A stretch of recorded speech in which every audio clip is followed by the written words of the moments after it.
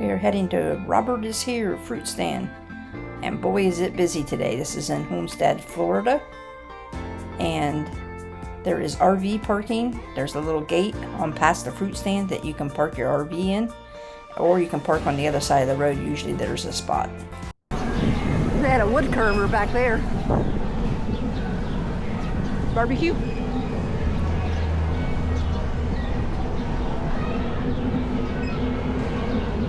Dickinson barbecue. Wow, it's busy. The shake line. And their shakes are good. Homemade. Fruit. You gonna get a basket?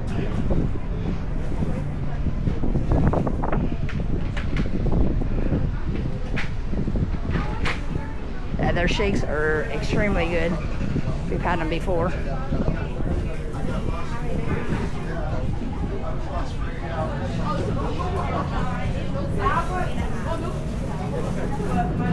You bring all your stuff here and then they measure it and you check out here. Am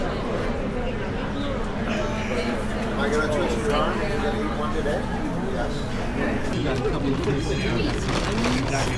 That one mango. That's a pretty green mango. This one at least another 2 to 3 days here for this. Okay.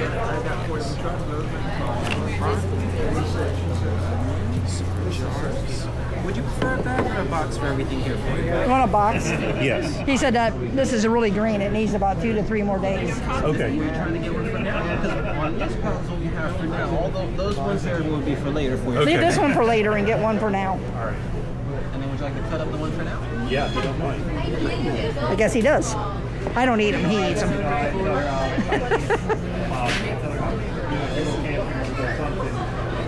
A box, okay? He asked if I wanted a box or a bag. At least 1 or 2 more than you think you need. Or, yeah, either way. No, that's fine. Let's hold up here. No, the big box.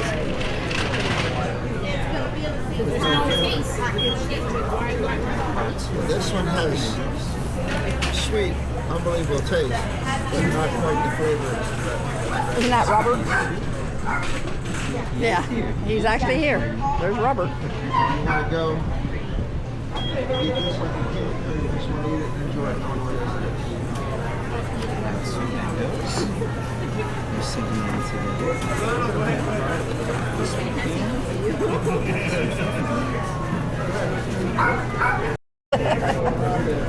So he's gonna cut it up for them now. I only look for 2 things whenever I'm picking a mango. Texture, which is softness, but also still with a little firmness. Right. That's what you want. Because if it's too mushy, that one's either probably going to be overripe or it might have been real soft for you, so you don't want that one. You definitely don't want it that's going to be too firm for you as well, too. Right. So it's got to be soft, but still just have a little retention of firmness for the mango. It's still almost shake. I never even pick them out. Pick that one I up. save them and then they're rotten. Normally when it comes for me cutting them, what I look for as well too is this little notch here. Yeah. A lot of mangoes do have that notch that's already at C telling you which direction it's facing, which is this way. After that, the next thing you have to do is just go to the stem and just gauge about the whole width of your finger. Most mango seeds, believe it or not, they're not much wider than the width of your finger. If you can't find that little notch there, the next best thing to do is just to hold the mango stem up, let it fall naturally. It's always going to try to fall towards the heavier side of the mango core, so it's always leveling itself out. And then from there, just gauge it again from the stem, your own width of your finger, which for me would probably be about here. Okay. And then you open your right mango And about so you don't open them. You just feel like you do a fish, when you're cutting fish. Right. or just make these ones into little wedges here.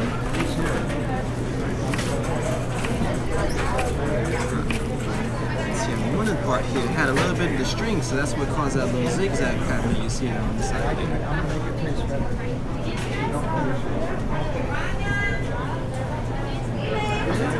Just score around.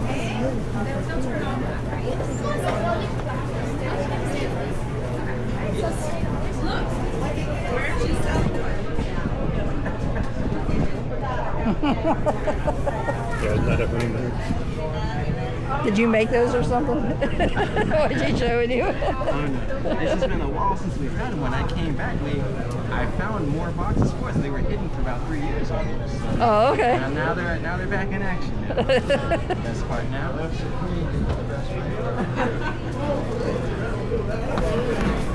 rest of this one's right in the back. If I lick it, might.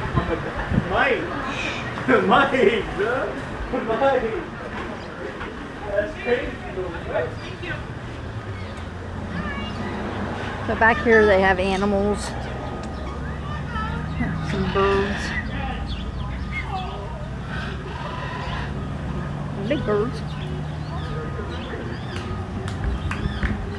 Also a food truck.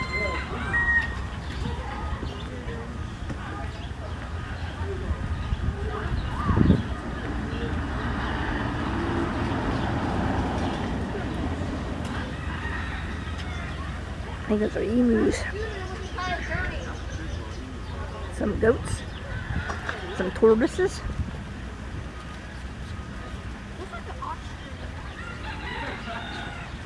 Hello.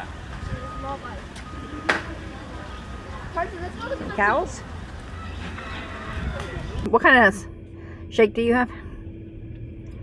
Mine's a Oreo. It's today's special, which is Robert's favorite or something like that. Yep. And mine is cherry. And mine has like cherry, actual real cherries, blended almost like a strawberry texture, but it's all cherry. Yours good? Mine is good. Mine's good too. This reminds you of old Florida, like when we were kids. There was a bunch of orange groves back there. There's another big orange grove. Lemon groves. Nurseries. That one's actually making The fruit guy like we had in California that we like so well. We are turning into Shively Brewery and Winery, and this is where our Harvest Host is. This is where we're staying tonight. So we're gonna check it out. This is the first time we've stayed at a Harvest Host. They have this huge field here. RV parking, RV parking, RV parking. So they can take a lot of campers. Gecko? Or an actual lizard?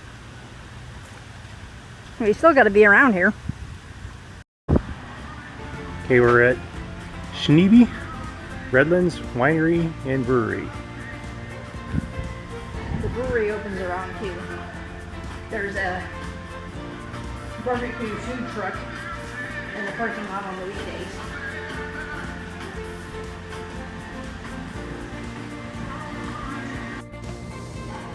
We're gonna do the wine tasting. Yep, I'll do the wine tasting. It's $25 per person. So we're gonna do some taste testing. So obviously this is the winery portion, and you can buy the wine. There's a little cashier over there, and they also have like meat plates and stuff that you can buy.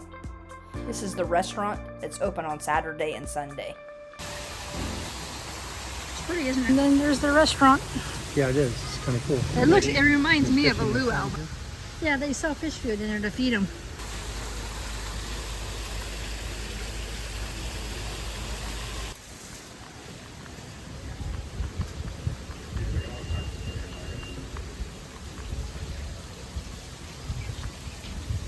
Little fishies. Fish food to buy if you want to buy some.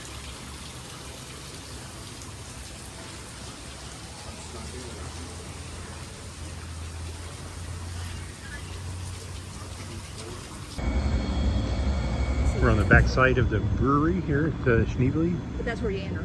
That's where you enter. And they have the Miami Brewing Company with a brew house.